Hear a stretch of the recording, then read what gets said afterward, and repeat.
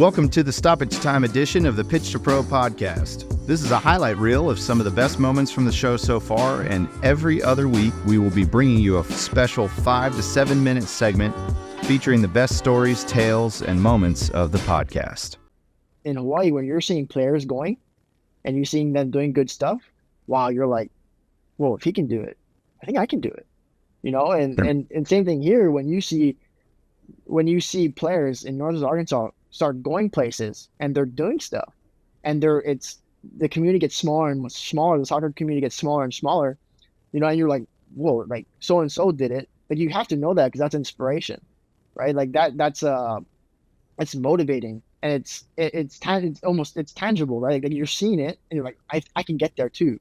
And so like that's what I'm doing with the 2012s and the Ozark United. It obviously looks different at the different ages. The 2012 group is a interesting age because, you know, like you said, it's huge in their development, in the development years. For what I think, the engagement on the intellectual side of the game is very important, right? Because that, like, how they think through the game now, it kind of shapes how they're going to think to the game as they get older. And as they get older, it's really hard to kind of get out of those ways, right?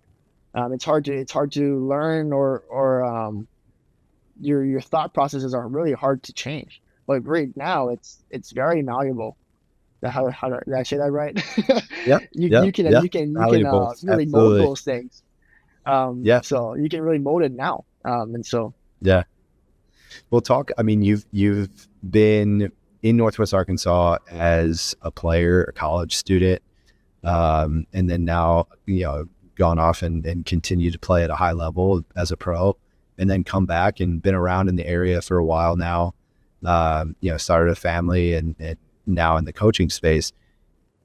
How is the game, like, talk about the growth of the game in the area and what you've seen in your experience, and then, you know, kind of tie that into then what you're now getting to do with the U20 boys and how that's kind of culminating.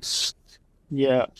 Well, I coached a player at JBU who is from this area, and he was a top player. Actually did some really good stuff, like set some really high records at JBU.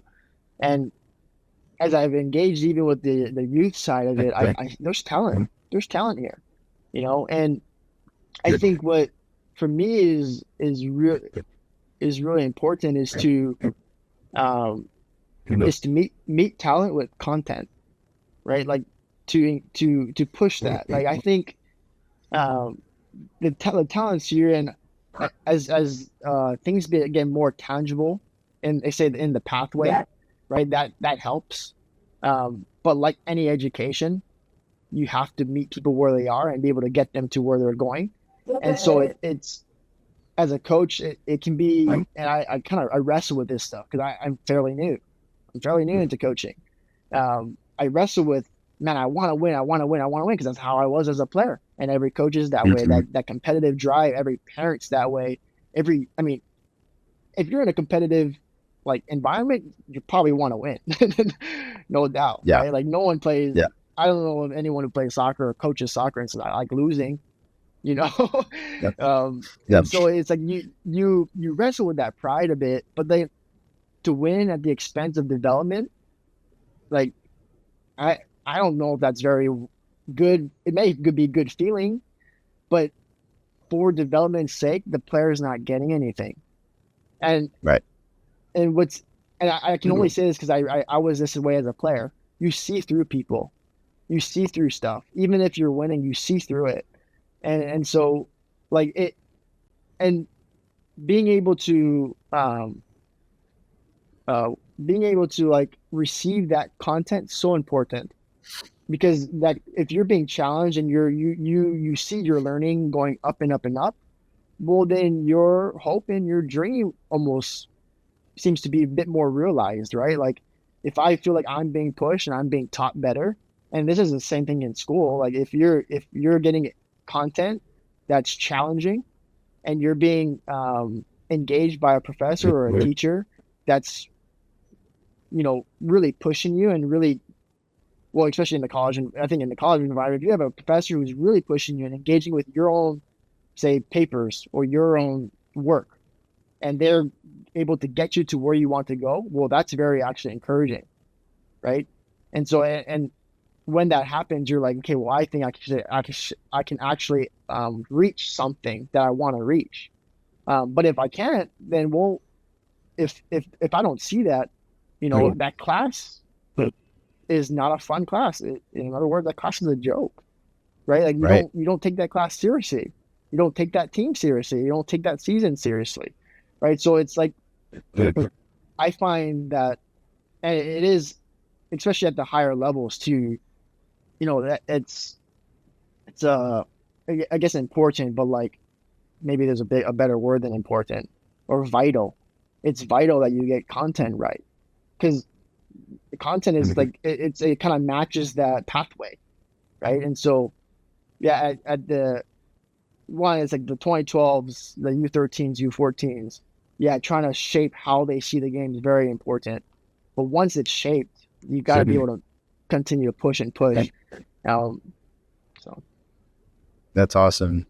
Well, I mean, talk about, transition a little bit here, and let's talk about your experience so far, right? Still ongoing with yeah, the U20 boys academy program with Ozark United.